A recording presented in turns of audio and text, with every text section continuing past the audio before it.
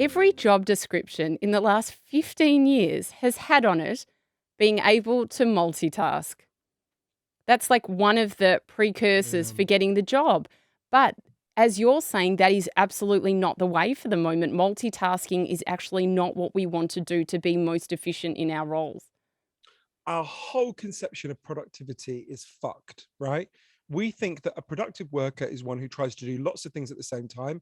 In fact, that's like you it would literally, you may as well put in your job description, we would love someone who's constantly stoned, right? That would make as much sense. Um, Also, we think that a good worker is and these ideas are very deep in our culture. I feel it in my head sometimes too. We think a good worker is a worker who works to the point of exhaustion, when in fact, when you're tired, you're not effective at all. We all know that about sports, right? No one wants their sports team to walk onto the pitch fucking knackered, exhausted, having had 12-hour days for the last week. No sports fan wants that, right?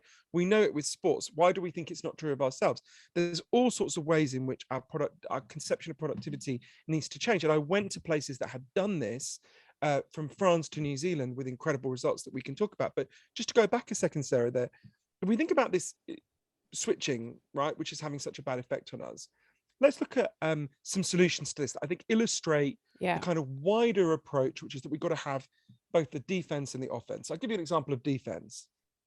Somewhere in this room, I can't see it at the moment, but it's somewhere in my room, I have a something called a K safe. A K safe is a plastic safe. You take off the lid, you put in your phone, you put on the lid, you turn the dial, and it will lock your phone away for anything between 5 minutes and a whole day. I will Wow. not sit down and watch a film with my boyfriend unless we imprison our phones. When my friends come around for dinner, they've got to put their phones in the phone jail, right? And I explain to them, think about anything you've ever achieved in your life that you're proud of, whether it's starting a business, being a good parent, learning to play the guitar, whatever that thing you're proud of is, it required a huge amount of sustained attention and focus. Mm. And when your attention and focus break down, your ability to achieve your goals breaks down, your ability to solve your problems breaks down. You become almost like a kind of stump of yourself, right? You can sense what you would have been if you've been able to apply yourself, but you don't feel you can get there. And so that's one example of like a personal defensive move. I Yeah. use that phone box, the case safe, for 4 hours a day. I couldn't have written my book if I didn't do that. I also have an app on my laptop called Freedom that cuts me off from the internet for Mm. however long I tell it to. But I want to be honest with people, because, and this is where I think my book is quite different to a lot of the existing attention books. Yes. So most attention books basically give you that personal advice and leave you there, right? And I think that's cruel. So a lot of people listening will have heard me just say, I use my that case safe for 4 hours a day, and they're going to very understandably think, fuck off. I can't do that. I've got, my boss could message me. If Yeah. I don't answer, I'm going to be in trouble. It, they're going to experience that not as lovely self-help advice, but as like a fucking taunt. Yes. It's like I've gone up to a homeless person and said, mate, do you know what make you feel better? Why don't you go into that restaurant and have a lovely steak? It's like, well, fuck you. I can't have the steak, right? Yeah.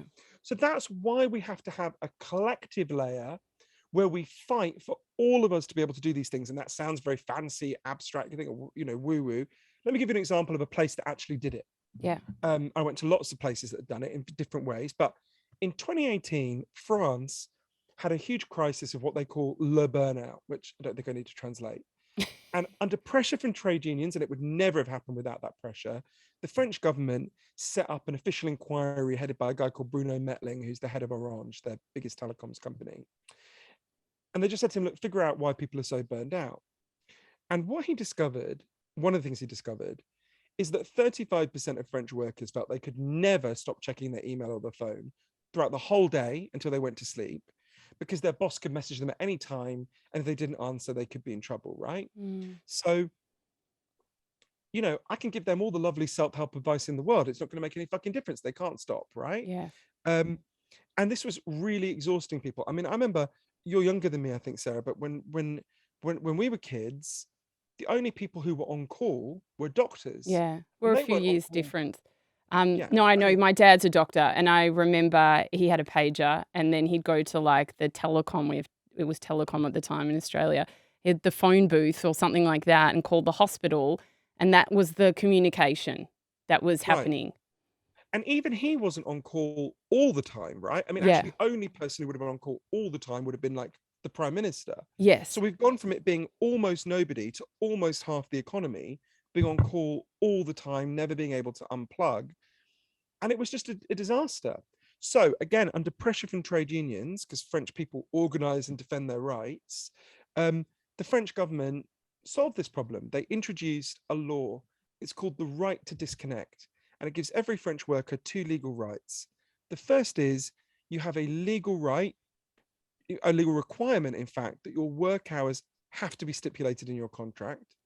And Mm. secondly, when your work hours are over, you have a legal right to not check your phone or answer your email. Wow, that's So I went to amazing. Paris, and you can see. So I went to Paris to, obviously before the plague, to interview people about this.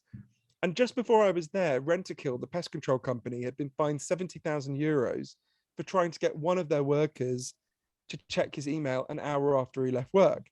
Now, you can see how that's a collective change that only happens if people fight for it together, Yes. that frees people up to make these individual changes. You've got to have both. You've got to have the individual changes and you've got to have the collective changes. But to just advocate the individual changes, I'm strongly in favor of individual changes and everyone can do something. But to only advocate the individual changes, I think is just a form of privilege and frankly bullshit, right? Yes. It's denying the reality of most people's lives.